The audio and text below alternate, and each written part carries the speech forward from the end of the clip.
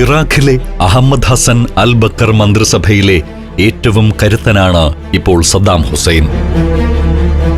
1976-ൽ Iraqi armed ഫോഴ്സിന്റെ general എന്ന പദവി കൂടി സദ്ദാം ഏറ്റെടുത്തു. പ്രായാധിക്യവും രോഗങ്ങളും ക്ഷീണിപ്പിച്ച അഹമ്മദ് ഹസൻ അൽ ബക്കർ ഭരണകാര്യങ്ങളിൽ നിന്ന് കൂടുതൽ അകന്നുകൊണ്ടിരുന്നു. അദ്ദേഹം പലപ്പോഴും സ്വന്തം ചുമതലകൾ നിറവേറ്റാൻ പോലും കഴിയാതെ ബുദ്ധിമുട്ടി. സർക്കാരിനുള്ളിലും പുറത്തും സദ്ദാം ഹുസൈൻ കരുത്തനായിക്കൊണ്ടിരുന്നു. സർക്കാരിന്റെയും പാർട്ടിയുടെയും പ്രധാനപ്പെട്ട ചുമതലകളെല്ലാം ഇപ്പോൾ അദ്ദേഹമാണ് നിർവഹിക്കുന്നത്. ഇറാഖിന്റെ വിദേശനയം ഉൾപ്പെടെയുള്ള കാര്യങ്ങൾ പൂർണ്ണമായും സദ്ദാമിന്റെ നിയന്ത്രണത്തിലാണ്. പാർട്ടിയിലും സർക്കാരിലും പിടിമുറുക്കുന്നതിന്റെ ഭാഗമായി സദ്ദാം തനിക്കു ചുറ്റും ഒരനുചര വൃന്ദത്തെ വാർത്തെടുത്തു. സർക്കാരിൽ ഇനിയും രണ്ടാമനായി തുടരാൻ സദ്ദാം ഹുസൈന് താൽപ്പര്യമില്ല. അധികാരത്തിൽ നിന്ന് താൻ പുറത്താക്കപ്പെടാൻ പോവുകയാണെന്ന് അഹമ്മദ് ഹസൻ അൽ ബക്കർ മനസ്സിലാക്കിയിരുന്നു. ദുർബലമായ ഒരു പ്രതിരോധത്തിന് അദ്ദേഹം മുതിർന്നു. ബാത്തിസ്റ്റ് ഭരണം നിലനിൽക്കുന്ന അയൽ രാജ്യമായ സിറിയയുമായി അഹമ്മദ് ഹസൻ അൽ ബക്കറിന് നല്ല ബന്ധമാണുള്ളത്. ഇരു രാജ്യങ്ങളും തമ്മിൽ പല കാര്യങ്ങളിലും സഹകരണവുമുണ്ട്. ബാത്തിസ്റ്റ് പാർട്ടിയുടെ ഉത്ഭവം തന്നെ സിറിയയിലാണ്. അവരുമായി ചേർന്ന് പുതിയൊരു ഭരണ സംവിധാനം രൂപപ്പെടുത്താനുള്ള ശ്രമം അഹമ്മദ് ഹസൻ ആരംഭിച്ചു. യഥാർത്ഥത്തിൽ ഇതുമായി ബന്ധപ്പെട്ട ചില ചർച്ചകൾ നേരത്തെ തന്നെ നടന്നതാണ്. അന്ന് ഇരു രാജ്യങ്ങളിലെയും ബാത്തിസ്റ്റ് പാർട്ടികൾ ഒരുമിച്ച് പ്രവർത്തിക്കാമെന്നായിരുന്നു സദ്ദാം ഹുസൈന്റെ നിർദ്ദേശം. അതിനുശേഷം രാജ്യങ്ങൾ ഒരുമിക്കുന്ന കാര്യം ആലോചിക്കാം. എന്നാൽ സദ്ദാം ഹുസൈനുമായി സഹകരിക്കാൻ അന്ന് സിറിയയിലെ ബാത്തിസ്റ്റ് പാർട്ടി നേതാക്കൾക്ക് താൽപ്പര്യമില്ലായിരുന്നു. സിറിയൻ ബാത്തിസ്റ്റ് പാർട്ടിയുടെ ഇപ്പോഴത്തെ നേതാക്കളും സദ്ദാം ഹുസൈനും തമ്മിൽ രൂക്ഷമായ അഭിപ്രായ ഭിന്നത നിലനിൽക്കുന്നുണ്ട്. സിറിയൻ ഭരണകൂടം വധശിക്ഷ നൽകാൻ നിശ്ചയിച്ചിരുന്ന അവരുടെ ഒരു പഴയ നേതാവിന് സദ്ദാം ഹുസൈൻ രാഷ്ട്രീയ അഭയം കൊടുത്തതാണ് കാരണം. സിറിയയിലെ ബാത്തിസ്റ്റ് പാർട്ടി സ്ഥാപക നേതാക്കളിൽ ഒരാളായ മൈക്കൽ അഫ്ലഖിനാണ് സദ്ദാം ഹുസൈൻ രാഷ്ട്രീയ അഭയം നൽകിയത്. ബാത്തിസ്റ്റ് പാർട്ടിക്ക് ആശയ അടിത്തറ നൽകിയ ആ നേതാവ് വഞ്ചകനാണെന്നാണ് സിറിയൻ ബാത്തിസ്റ്റ് പാർട്ടിയുടെ ആരോപണം. എന്നാൽ സദ്ദാം അത് അംഗീകരിക്കാൻ തയ്യാറായില്ല. അദ്ദേഹത്തിന് അഭയം കൊടുത്തു എന്ന് മാത്രമല്ല, ഇരു രാജ്യങ്ങളിലെയും ബാത്തിസ്റ്റ് പാർട്ടികൾ ഒരുമിക്കുമ്പോൾ അറബ് ഐക്യത്തിനു വേണ്ടി എക്കാലവും പ്രവർത്തിച്ച മൈക്കൽ അഫ്ലഖിനെ പാർട്ടിയുടെ തലപ്പത്ത് കൊണ്ടുവരണമെന്ന് നിർദ്ദേശിക്കുകയും ചെയ്തു.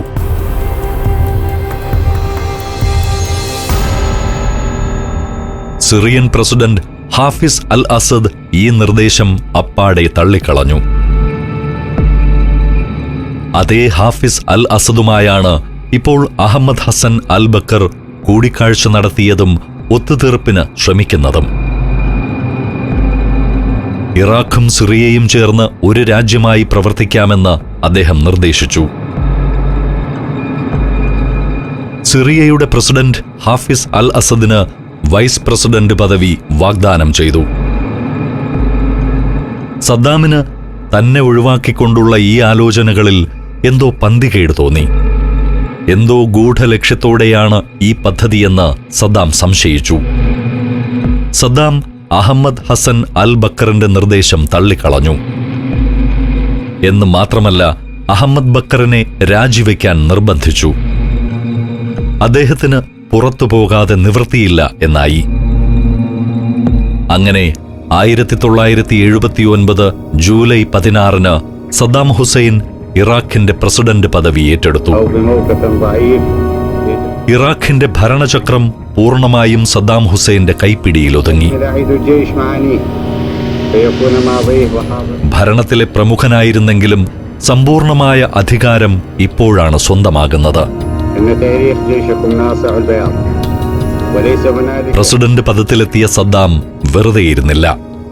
അന്തിമമായ ഒരു താക്കീത് തന്റെ പാർട്ടിക്കും രാജ്യത്തിലെ ജനങ്ങൾക്കുമായി നൽകാൻ സദ്ദാം ഹുസൈൻ തീരുമാനിച്ചു. ശുദ്ധീകരണ പ്രക്രിയ എന്നാണ് സദ്ദാം അതിനെ വിശേഷിപ്പിച്ചത്. ആർക്കും മറക്കാൻ പറ്റാത്ത ഒരു ശുദ്ധീകരണ പ്രക്രിയ. സ്വന്തം പാർട്ടിയിലെ സഹപ്രവർത്തകർക്ക് സദ്ദാം എന്താണ് കാത്തുവച്ചിരിക്കുന്നതെന്നറിയാൻ അധിക ദിവസമൊന്നും കാത്തിരിക്കേണ്ടി വന്നില്ല. അധികാരമേറ്റെടുത്തു കഴിഞ്ഞതിന്റെ കൃത്യം 6-ാം ദിവസം അന്ന് സദ്ദാം ബാത്ത് പാർട്ടി ഉന്നത നേതാക്കളുടെ ഒരു സമ്മേളനം വിളിച്ചുകൂട്ടി. 1979 ജൂലൈ മാസം 29-ാം തീയതിയായിരുന്നു ആ ദിവസം. സദ്ദാമിന്റെ ക്ഷണം കിട്ടിയവരെല്ലാം യോഗത്തിൽ പങ്കെടുക്കാനെത്തി. സദ്ദാം അപ്പോൾ ഇറാഖിന്റെ പ്രസിഡന്റ് മാത്രമല്ല, ബാത്ത് പാർട്ടിയുടെ റീജിയണൽ സെക്രട്ടറിയും ഇറാഖ് സർക്കാരിന്റെ പരമോന്നത സമിതിയായ റവല്യൂഷണറി കമാൻഡ് കൗൺസിലിന്റെ ചെയർമാനും കൂടിയാണ്. ഇതിലെല്ലാം ഉപരിയായി സദ്ദാം ഹുസൈനെ അവർ ഭയക്കുന്നുണ്ട്. എന്താണ് സംഭവിക്കാൻ പോകുന്നതെന്നതിനെക്കുറിച്ച് ഒരു ധാരണയുമില്ല. എങ്കിലും അവരെല്ലാവരും സദ്ദാമിന്റെ ആജ്ഞയനുസരിച്ച് മീറ്റിംഗിനെത്തിച്ചേർന്നു. സദ്ദാമിന്റെ ചുരുട്ടിൽ നിന്നുള്ള പുകച്ചുരുളുകൾ മുറിയിലാകെ നിറഞ്ഞിരുന്നു. പ്രസംഗപീഠത്തിനരികിലേക്ക് നീങ്ങി നിന്നുകൊണ്ട് സദ്ദാം മുന്നിലിരിക്കുന്ന ബാത്ത് പാർട്ടി നേതാക്കളെ അഭിമുഖീകരിച്ചു. ചിരിച്ചുകൊണ്ട് അവരെ സ്വാഗതം ചെയ്തു.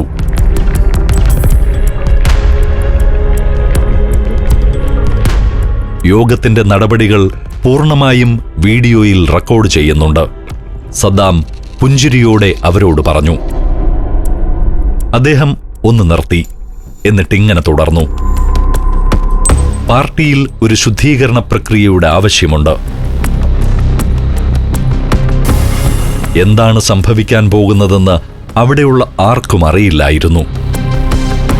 പാർട്ടിക്കുള്ളിൽ തന്നെ പാർട്ടിക്കെതിരായി പ്രവർത്തിക്കുന്ന ചില അഞ്ചാമ്പത്തികളുള്ളതായി സദ്ദാം പ്രഖ്യാപിച്ചു. ഉദാഹരണത്തിന്, നമ്മുടെ മുൻ പ്രസിഡന്റ് അഹമ്മദ് ഹസൻ അൽ ബക്കറിന്റെ പ്രൈവറ്റ് സെക്രട്ടറിയായിരുന്ന മൂഹി അബ്ദുൽ ഹുസൈൻ മഷാദി. അയാൾ സിറിയയുമായി ചേർന്ന് ഇറാഖിനെ തകർക്കാൻ ഗൂഢാലോചന നടത്തി. സദ്ദാമിന്റെ സ്വരം അപ്പോഴേക്കും പരുക്കനായി കഴിഞ്ഞിരുന്നു. അബ്ദുൽ ഹുസൈൻ മഷാദി കുറ്റസമ്മതം നടത്തിക്കഴിഞ്ഞു. കൂടുതൽ കാര്യങ്ങൾ പറയാൻ അയാൾ ഇവിടെ എത്തിയിട്ടുണ്ട്. അബ്ദുൽ ഹുസൈൻ മഷാദിക്ക് മൈക്ക് കൈമാറുന്നതിന് മുൻപായി സദ്ദാം വേറെയും ചില പേരുകൾ പറഞ്ഞു. അബ്ദുൽ ഹുസൈൻ മഷാദി മൈക്കിന് മുന്നിലേക്കെത്തി. അയാൾ ഭയം കൊണ്ട് വിളറിയിരുന്നു. താൻ കിടന്നിരുന്ന പീഡനമുറിയേൽപ്പിച്ച ആഘാതം അയാളുടെ ചലനങ്ങളിൽ വ്യക്തമായി. എത്രയോ വർഷങ്ങളായി ബാത്തിസ്റ്റ് പാർട്ടിയുടെ ഉന്നത നേതാവാണ് അയാൾ. പ്രസിഡന്റ് അഹമ്മദ് ഹസൻ അൽ ബക്കറിന്റെ പ്രൈവറ്റ് സെക്രട്ടറിയായി പ്രവർത്തിച്ചിരുന്നയാൾ. മുൻപ് സദ്ദാമിന്റെ തീരുമാനങ്ങളെ പരസ്യമായി എതിർക്കാൻ ധൈര്യപ്പെട്ടിരുന്നു മൂഹി അബ്ദുൽ ഹുസൈൻ മഷാദി. ഏറ്റവും ഒടുവിൽ അഹമ്മദ് ഹസൻ അൽ ബക്കറിന്റെ രാജിയെയും എതിർത്ത് സംസാരിച്ചു. പക്ഷേ സദ്ദാം പ്രസിഡന്റായപ്പോൾ തന്നെ മഷാദിയെ സദ്ദാമിന്റെ സ്വകാര്യ സൈനികർ കസ്റ്റഡിയിലെടുത്തിരുന്നു. അയാൾ പരിക്ഷീണനായിട്ടുണ്ട്. ഭയന്ന് വിളറിയ മുഖഭാവത്തോടെ അയാൾ സംസാരിച്ചു തുടങ്ങി. ഇന്ത്യയിലെ ഹൈന്ദവ തീർത്ഥാടന കേന്ദ്രങ്ങളിലൂടെയുള്ള സഞ്ചാരം പെൻഡ്രൈവിൽ സ്വന്തമാക്കാൻ ഇനി പറയുന്ന നമ്പറിലേക്ക് HP എന്ന് SMS ചെയ്യുക. HP എന്നീ 2 അക്ഷരങ്ങൾ മാത്രം. ഫോൺ 9995444222. ബാത്തിസ്റ്റ് പാർട്ടിയിലെ ചില അംഗങ്ങളും താനും സിറിയയിലെ ബാത്തിസ്റ്റ് സർക്കാരുമായി ചേർന്ന് ഇറാഖിനെതിരെ ഗൂഢാലോചന നടത്തിയിരുന്നതായി അയാൾ പറഞ്ഞു. സദ്ദാം ഹുസൈന്റെ നിർദ്ദേശമനുസരിച്ച് അയാൾ ആ ഗൂഢാലോചനയിൽ പങ്കെടുത്തവരെന്ന് ആരോപിക്കപ്പെട്ട ഓരോ ആളുകളുടെയും പേര് പറഞ്ഞു. ഓരോ പേര് വിളിക്കുമ്പോഴും ഭയവിഹ്വലരായ ഓരോ മനുഷ്യർ വിറച്ചുകൊണ്ട് എഴുന്നേറ്റ് നിന്നു. അവരിൽ ചിലർ ദുർബലമായി പ്രതിരോധിക്കാൻ ശ്രമിച്ചു നോക്കി. അവരെ നോക്കി രൂക്ഷമായ ശബ്ദത്തിൽ സദ്ദാം അലറി, "ഗെറ്റ് ഔട്ട്!" പേര് വിളിക്കപ്പെട്ട ഓരോരുത്തരെയും സദ്ദാമിന്റെ സൈനികർ മീറ്റിംഗ് നടക്കുന്ന ഹാളിൽ നിന്ന് പുറത്തേക്ക് കൂട്ടിക്കൊണ്ടുപോയി. അങ്ങനെ 68 പേരുകൾ വായിച്ചു. അത് കഴിഞ്ഞപ്പോൾ സദ്ദാം ഹുസൈൻ ഹാളിൽ അവശേഷിച്ചവരെ നോക്കി പുഞ്ചിരിച്ചു. എന്നിട്ട് അവരെ അഭിനന്ദിച്ചു. ഇത്രയും കാലം പാർട്ടിയുടെ വിശ്വസ്തരായിരുന്നതിനും തുടർന്നും അങ്ങനെ തന്നെ ആയിരിക്കാൻ തീരുമാനിച്ചതിനുമാണ് അഭിനന്ദനം. കൺമുന്നിൽ നടന്ന സംഭവങ്ങൾ ആ ഹാളിൽ അവശേഷിക്കുന്നവരുടെ സമനില തെറ്റിച്ചിരുന്നു. ഇനി വിളിക്കാൻ പോകുന്നത് തന്റെ പേരാണോ എന്ന് ഓരോരുത്തരും ഭയന്നു. രക്ഷപ്പെട്ടെന്ന തോന്നലിനെ ഒന്നുകൂടി ഉറപ്പിക്കാനായി അവർ സദ്ദാമിനെ പ്രകീർത്തിച്ച് മുദ്രാവാക്യങ്ങൾ വിളിക്കാൻ തുടങ്ങി. ലോങ് ലീവ് സദ്ദാം അവർ ഭ്രാന്തമായി ആവർത്തിച്ചു. ദിവസങ്ങൾക്കുള്ളിൽ അറസ്റ്റ് ചെയ്തവരുടെ വിചാരണ നടന്നു. എല്ലാവരെയും കുറ്റക്കാരെന്ന് വിധിച്ചു. കൂടുതൽ കുറ്റം ചെയ്തവരെന്ന് വിധിക്കപ്പെട്ട 22 പേർക്ക് വധശിക്ഷ നൽകാൻ തീരുമാനമായി. കുറ്റമേറ്റു പറഞ്ഞ അബ്ദുൾ ഹുസൈൻ മഷാദിയും വധശിക്ഷയ്ക്ക് വിധിക്കപ്പെട്ടവരിൽ ഉൾപ്പെട്ടു. വധശിക്ഷയിൽ നിന്നും ഒഴിവാക്കപ്പെട്ടവർക്ക് തോക്കുകൾ നൽകി. അവരെക്കൊണ്ട് തന്നെ ആ കൂട്ടക്കുരുതി നടത്താനാണ് തീരുമാനം. 1979 ജൂലൈ 28 പുറത്തിറങ്ങിയ ഇറാഖി മാധ്യമങ്ങൾ നടന്ന സംഭവങ്ങളെക്കുറിച്ച് വിശദമായി റിപ്പോർട്ട് ചെയ്തു. സിറിയ ഇറാഖിനെ അപായപ്പെടുത്താൻ ഗൂഢാലോചന നടത്തുന്നതായി പത്രങ്ങൾ ആരോപിച്ചു. ഇറാഖിൽ പിടിയിലായ ബാത്തിസ്റ്റ് നേതാക്കളുമായി ഒരു പ്രത്യേക ബന്ധവുമില്ലെന്ന് സിറിയ ആവർത്തിച്ചെങ്കിലും ഇറാഖിൽ ആരും അത് കാര്യമാക്കിയില്ല. പിന്നീട് ഓഗസ്റ്റ് 8-ാം തീയതി കുറ്റവാളികളുടെ വധശിക്ഷ നടപ്പാക്കിയതായി ഇറാഖിലെ വാർത്താ ഏജൻസി റിപ്പോർട്ട് ചെയ്തു. അതിനു പിന്നാലെ പ്രസിഡന്റിന്റെ വസതിയിലെ ബാൽക്കണിയിൽ സദ്ദാം ഹുസൈൻ ഏതാനും അനുയായികൾക്കൊപ്പം പ്രത്യക്ഷനായി.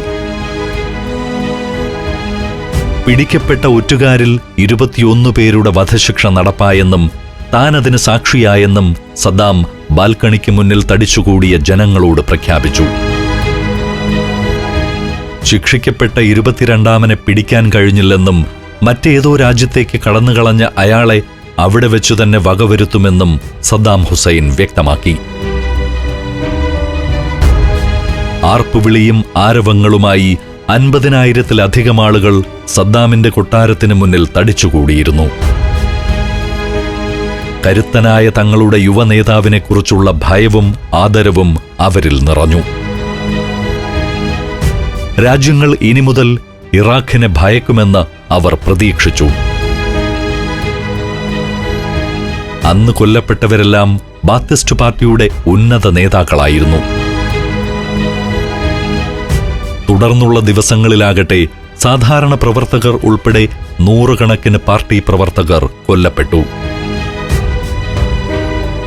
ഈ സംഭവത്തോടെ സിറിയയും ഇറാഖും തമ്മിലുള്ള ബന്ധം പൂർണ്ണമായും തകർന്നു. 2 രാജ്യങ്ങളിലെയും ബാത്തിസ്റ്റ് സർക്കാരുകൾക്കിടയിൽ വലിയ വിടവുണ്ടായി. സിറിയൻ പ്രസിഡന്റിന് അയച്ച സന്ദേശത്തിൽ സദ്ദാം ഹുസൈൻ ഇങ്ങനെ എഴുതി: "നിങ്ങൾ ഈ ഗൂഢാലോചനയുടെ കേന്ദ്രമാണെന്ന കാര്യം ഞങ്ങൾക്ക് നന്നായി അറിയാം. എങ്കിലും 1978-ൽ അറബ് ലീഗിലുണ്ടാക്കിയ ധാരണയനുസരിച്ച് തരാമെന്നേറ്റ പണം നിങ്ങൾക്ക് തുടർന്നും നൽകാം." മുറിവേറ്റ മനസ്സോടെ സിറിയ ആ സഹായം സ്വീകരിക്കുന്നത് തുടർന്നു.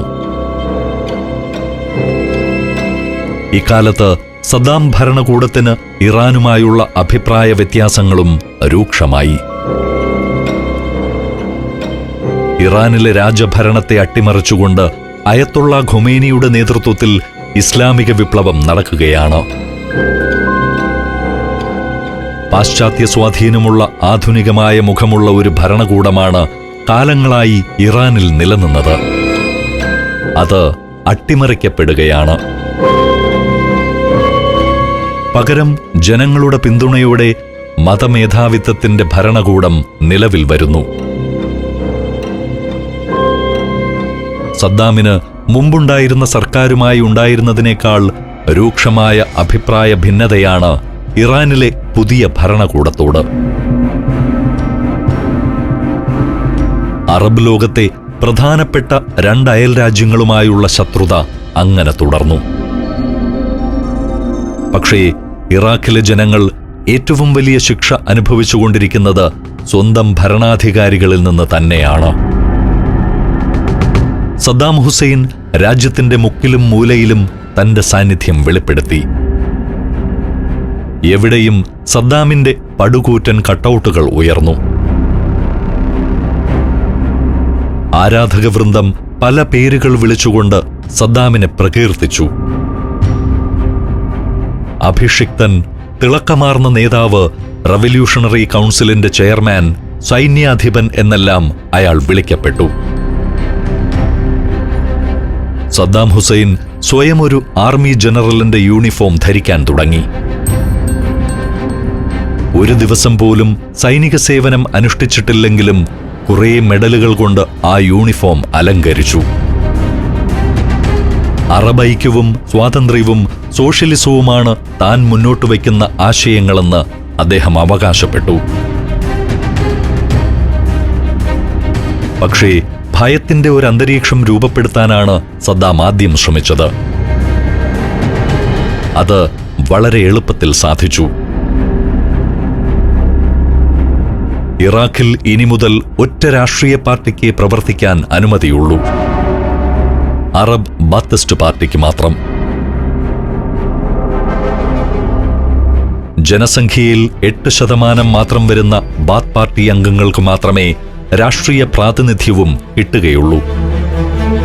സർക്കാരിന്റെ പരിപാടികളെ പുകഴ്ത്തുകയോ പ്രകീർത്തിക്കുകയോ ചെയ്യുന്ന പൊതുപരിപാടികളിൽ മാത്രമേ ജനങ്ങൾ പങ്കെടുക്കാൻ പാടുള്ളൂ. സാധാരണക്കാരായ ജനങ്ങളുടെ എല്ലാ പ്രവർത്തനങ്ങളും നിയന്ത്രിക്കപ്പെട്ടു. രാജ്യത്തിനുള്ളിൽ യാത്ര ചെയ്യണമെങ്കിൽ പോലും നിരവധി പോലീസ് ചെക്ക് പോസ്റ്റുകളിൽ കർശനമായ പരിശോധനകൾക്ക് വിധേയരാകണം. പല കാരണങ്ങൾ പറഞ്ഞും അവർക്ക് അനുമതി നിഷേധിക്കാം. രാജ്യത്തിന് പുറത്തു പോകാനാണെങ്കിൽ പ്രത്യേക അനുമതി നേടിയെടുത്തേ പറ്റൂ. നേരത്തെ സ്ത്രീ വിദ്യാഭ്യാസത്തെയും സ്ത്രീകളുടെ തൊഴിൽ സാന്നിധ്യത്തെയും ഉദാരമായി പ്രോത്സാഹിപ്പിച്ച സദ്ദാം ഹുസൈൻ ഇപ്പോൾ സ്ത്രീകളുടെ യാത്രയ്ക്കുമേൽ കർശനമായ വിലക്കുകൾ ഏർപ്പെടുത്തി. രാജ്യത്തിനു പുറത്തേക്ക് ഒരു സ്ത്രീക്ക് ഒറ്റയ്ക്ക് യാത്ര ചെയ്യാൻ കഴിയില്ല. യാത്ര ചെയ്യണമെങ്കിൽ ഒരു പുരുഷൻ ഒപ്പമുണ്ടാകണമെന്ന് നിയമം കൊണ്ടുവന്നു. ചോദ്യം ചെയ്യാൻ ധൈര്യപ്പെടുന്നവർ പലതരത്തിൽ കൊല്ലപ്പെട്ടു. ബാത്തിസ്റ്റ് സർക്കാരിന്റെ ശത്രുക്കളുടെ മൃതശരീരങ്ങളെന്ന പേരിൽ അവ തെരുവുകളിൽ പ്രദർശിപ്പിക്കപ്പെട്ടു. ജനങ്ങൾ കൂടുതൽ ഭയന്നു. അവർ കൂടുതൽ നിശബ്ദരായി. അറബികൾ മാത്രമല്ല, വ്യത്യസ്തരായ നിരവധി വംശങ്ങളുടെ പ്രതിനിധികളും ഒരുമിച്ച് താമസിക്കുന്ന ഇടമാണ് ഇറാഖ്. പക്ഷേ ഇവിടെ അറബികൾ ഒഴികെയുള്ള എല്ലാവരും പലതരത്തിലുള്ള വിവേചനങ്ങൾ നേരിട്ടു. കുർദുകളാണ് ഏറ്റവും കടുത്ത വംശീയ വിവേചനങ്ങൾ അനുഭവിച്ചത്.